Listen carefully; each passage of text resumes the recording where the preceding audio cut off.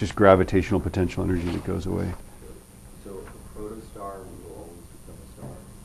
Well, unless it's going to become a brown dwarf, right?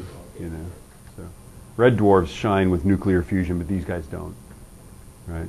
So the thing I think you should know is that if we are down to, if we're below half the mass of our sun, right? And this is, by the way, the most common type of star in the galaxy. I think somebody asked that question, how common are they, right? This is the most common type, or red dwarf. So it's about half the mass of the sun down to about 0.08 of the mass of the sun, right? It just does hydrogen fusion and it never does anything else, right? If it's like the sun, then it does the whole gamut that we talked about, right? Carbon fusion and then it's out.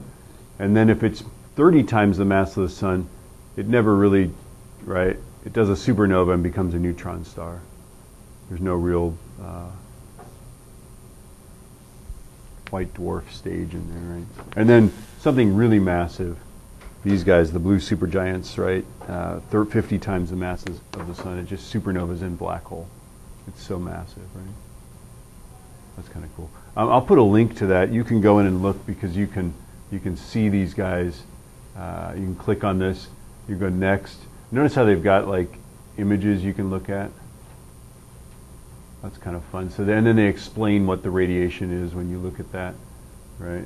And then you can go to the next one. Planetary nebula, Cat's Eye Nebula. It's like there it is in visible light. There's the X-ray image of it, right? So if you're into this, you can go play around on this. Two things. And then I'm sensitive to this because they asked a question that I just guessed the answer to on the IB test that I gave you guys in paper 3. You can start doing paper 3. You can pretty much do most of it, right? And they ask a question. They say, why does a star this size, briefly explain why a star this size never becomes a red giant or something, I think is the question. It's like, I didn't know, I just guessed. It's like, because it's too massive, it just collapses to a black hole, right? Like, okay, I guessed though. It'd be nice if you sort of knew. Wouldn't that be nice? I would think so.